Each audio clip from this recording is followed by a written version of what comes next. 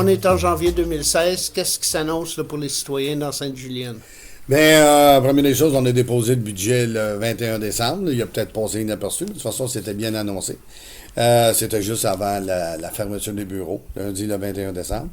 Puis c'est avec plaisir qu'on a déposé un budget de 12 millions 27 038, soit une petite augmentation de 2% du budget versus celui 2015. Ce qui s'en dégage en premier lieu, les grandes orientations pour 2016. C'est, on va faire l'urbanisation de la 337 comme prévu. Ça fait 2 ans qu'on est retardé à cause du ministère du Transport qui n'était pas prêt avec ses budgets. Donc, l'urbanisation de la 337, c'est à partir du Pont-l'Évêque qui va monter, autrement dit, jusqu'au coin de la montée Saint-François. La première partie, c'est de revoir Égout-Aqueduc qu'on va étirer et le pluvial. Et une piste cyclable trottoir jusqu'à la rue du Havre. Et à partir de la rue du Havre, jusqu'au coin de la montée Saint-François, il va y avoir une piste cyclable qui va aller jusqu'au coin de la montée Saint-François, en préparation de réfection de nos rues après, qu'on va prendre la tangente après, à chaque réfection de rue qu'on va faire dans la municipalité, quand il va être possible de prendre le maximum de nos emprises pour faire des voies cyclables partout. Ensuite de ça, il va y avoir, on est en train, le processus est parti là, pour plans et devis à la soumission pour le faire maganaise du réseau d'aqueduc de la municipalité. Que ça arrive de temps en temps il y a une couleur orangeâtre. Là. Ça, c'est causé à cause du chlore qu'on met dans l'eau, les obligations qu'on est obligé de faire. Avec le fer manganèse, ça fait une réaction. Puis de temps en temps, quand il y a des petits coups des petits coups de bélier dans le réseau d'aqueduc, ça dégage une petite couleur qui est pas danger pour la santé du tout, mais c'est quand même désirable d'avoir cette couleur-là. Donc, il va y avoir ces travaux-là qui vont être faits au courant de l'année, qui devraient se terminer septembre, j'aime mieux dire octobre, là, il y a toujours des délais. Là. Ensuite de ça, il va y avoir le soccer, l'agrandissement de terrain de soccer au parc Fernand-Bouvrette. La réfection de la rue Victoria avec l'asphalte et le trottoir.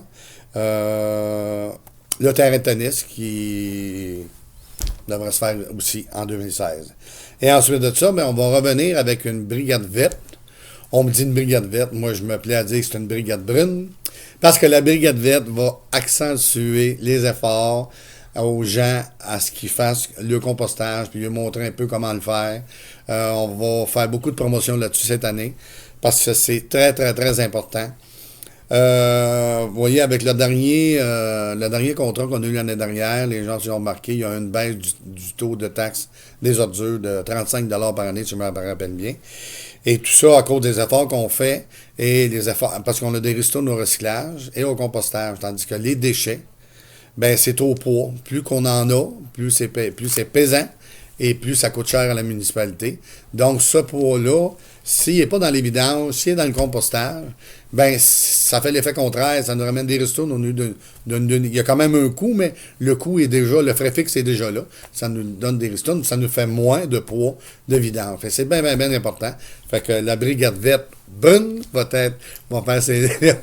bien go travailler fort cet été avec des étudiants pour sensibiliser la population à ça. Ensuite de ça, on est très, très fiers de dire qu'on a adopté un budget cette année sans aucune appropriation du surplus libre. Les 2 dernières années, on avait eu des surprises du gouvernement qui nous coupaient, puis je me rappelle, une année, ça représentait tout près de 500 000. L'année dernière, encore un 300 000. Donc, cette année, on n'a pas eu trop de surprises. Il y a quelques petites surprises, mais pas trop, du gouvernement. Donc, on peut adopter un budget sans affectation du surplus. Donc, on n'a pas eu besoin, comme on dit, de pelleter par en avant. Donc, les surplus qu'on a, on les garde justement pour faire des projets et des travaux. Donc, ça, on est bien fiers de ça, d'avoir adopté ça. Et quand même, il faut préciser que le budget, en partant, là, il y a des incompressibles, n'importe quel conseil municipal, et on n'a pas de contrôle là-dessus, que ce soit Sûreté du Québec, quand part de la MRC, l'électricité, les assurances, les salaires, ainsi de suite, ça représente un gros pourcentage là, du budget. Ensuite de ça, cette année, ce qu'il y a de particulier, pour le taux de taxation, c'est un nouveau rôle d'évaluation. Puis c'est un nouveau rôle d'évaluation qui est faite par une firme indépendante, que le mandat est donné par la MRC, pour bien préciser. C'est pas les villes qui décident de l'évaluation des municipalités. C'est selon le marché par une firme qui... Puis là, cette année, en particulier, c'est des nouvelles fiches exigées, encore une fois, par le gouvernement. Ils ont changé les fiches. Donc, toutes les compagnies, toutes les firmes qui font les rôles d'évaluation, ils ont été obligés autrement dit, de se plier à ces nouvelles fiches-là exigées par le gouvernement. Et ça fait tout un changement parce que ça fait un gros décalage dans les évaluations. Donc, le nouveau rôle d'évaluation, ça donne en moyenne une augmentation de 5 à 6 des valeurs des maisons. Mais il y a des maisons qui vont augmenter de 17 et il y a certaines constructions qui vont baisser de 10 à 12 Donc, essayer de balancer ça sur le rôle d'évaluation, c'est, on va vous dire, ça a été un gros travail. Donc, on y a été, en tout cas, il faut faire une moyenne, parce que si on prend une moyenne, on a fait beaucoup de scénarios, là, des scénarios à des maisons à 100 000, 150 000, ainsi de suite. Mais une maison moyenne à Sainte-Julienne, l'évaluation, c'est entre 168 et 170 000. Fait que les scénarios qu'on a faits, ici j'en ai une, là, sur la rue Cartier, une évaluation de 168 700. Ce citoyen-là, ça va y représenter une baisse de 8,97 $. Un autre, la même évaluation, tout dépendant de son augmentation, il va peut-être avoir une augmentation de 8 $. Fait que, il va y avoir des gens qui vont avoir une hausse, même certains particuliers qui vont avoir une hausse importante, puis d'autres qui vont avoir une baisse importante aussi. Donc, on a balancé le plus qu'il fallait, le plus possible, là, pour que ça soit le plus équitable pour tout le monde. Ensuite de ça, j'ai parlé des variations. Puis pour l'année 2016, ben, le Conseil est heureux d'annoncer que pour les taux de compensation relatifs à l'aqueduc, l'égout, le déneigement, l'immobilisation, la poussière et le service d'ordure demeurent au même taux qu'en 2015, donc il n'y a aucune augmentation à cet effet-là.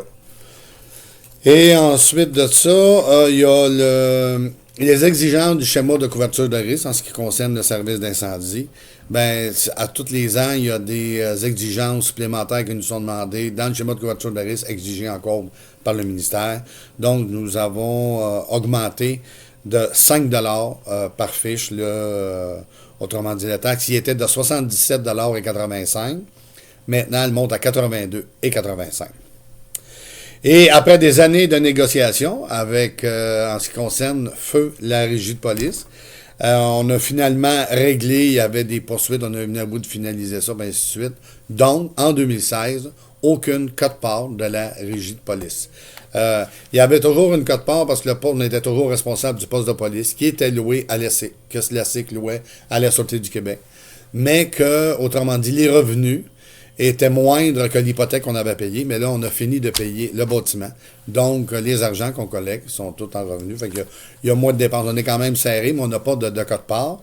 Et en plus d'une légère baisse au niveau du service de la Sûreté du Québec. En tout cas, non, il n'y a pas de baisse de la Sûreté du Québec. C'est aussi la disparition de la quote-part de la Cour municipale à la MRC. Donc, on a pu baisser de 2 cents du taux d'évaluation. Ce secteur, on était à 15 sous du centre d'évaluation. Là, on tombe à 13 sous du centre d'évaluation.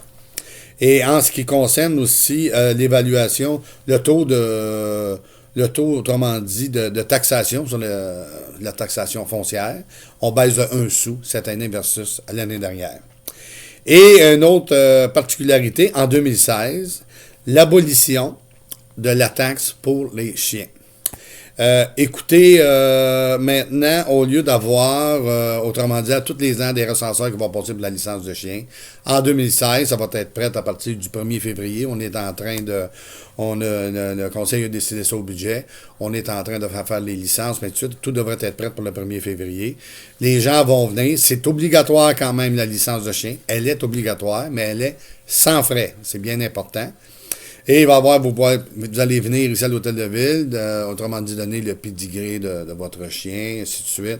Vous allez avoir une licence qui va être autrement perpétuelle. Ça veut dire, ben, tant aussi longtemps que votre chien va vivre, ça sera la même licence. Quand votre chien meurt, ben là, vous ramenez la licence. Vous avez un autre chien, pour faire le changement. Mais ça va être une licence. Exactement comme les gens, ben, en tout cas, ceux qui ont des... Je donne un exemple. Moi, j'ai une remorque. J'ai été chercher une plaque pour ma remorque, puis tant aussi longtemps que j'ai ma remorque, mais c'est la même plaque. Mais ça va être la même chose pour les chiens, au lieu d'avoir un recenseur tous les ans, puis qui va vous charger des frais de 25 $. C'est toujours 2 chiens maximum par propriété. Et elle est obligatoire, je le précise, et les gens vont pouvoir venir à l'hôtel de ville. Et ensuite de ça, même, il va y avoir sur le site Internet, on est en train de mettre ça en place, un formulaire à remplir que vous allez pouvoir envoyer à la municipalité. Et votre licence pourra vous être maillée, pourra vous être fournie par le courrier. Fait qu'on est tout en train de mettre ça en place. On est bien fait de ça. Et bien là-dessus, je retiens à remercier les membres du conseil qui ont travaillé au budget, soit M. Rollin, M. Thibault, M. Brault, Mme Desnoyers, et plus particulièrement M. Desormiers, qui est au comité, autrement dit, des finances, mais avec la directrice des finances et la directrice générale, naturellement. Fait qu'on est bien fait de ce budget pour 2016. Une autre chose, Sainte-Julienne vient de dépasser 10 000 habitants. C'est ça. J'en ai, hier soir, c'était à l'Assemblée de conseil, j'en ai parlé. Écoutez, moi, j'en suis bien fier, même un petit peu, des fois, émotif. Parce que, étant natif de Sainte-Julienne, mon père, grand-père, ainsi de suite, j'ai vu évoluer, là, j'ai 58 ans, et j'ai quand même vu grandir la ville de Sainte-Julienne, et nous venons de franchir l'étape de 10 000 citoyens à Sainte-Julienne. Nous avons franchi l'étape, donc 2016, nous sommes 10 039. Je suis bien fier de ça. Depuis 20 ans, je suis en vie politique. On travaille fort au développement, on travaille fort à ce qu'on en fasse de plus en plus, qu'il y ait une meilleure qualité de vie pour les citoyens. Puis je pense que ça va très, très bien. Juste en un an, là, c'est au-dessus de 200 d'augmentation. Fait que ça va très, très bien. Fait que nous avons franchi le cap des 10 000 personnes à Sainte-Julienne. Fait que nous sommes rendus à 10 039. Et j'en suis très, très, très fier, et le conseil municipal aussi. Il faut dire que ça a des répercussions. Un, il y aurait possibilité pour la municipalité de Sainte-Julienne de devenir une ville. Deux, il y a aussi la façon de voter, le nombre de votes possibles à la MRC qui change avec 10 000 habitants. Oui, tu amènes deux éléments. C'est sûr que oui, on peut devenir ville, même si c'était pas le chiffre de 10 000 qui détermine ville ou pas. Sauf que ça a quand même, c'est quand même significatif.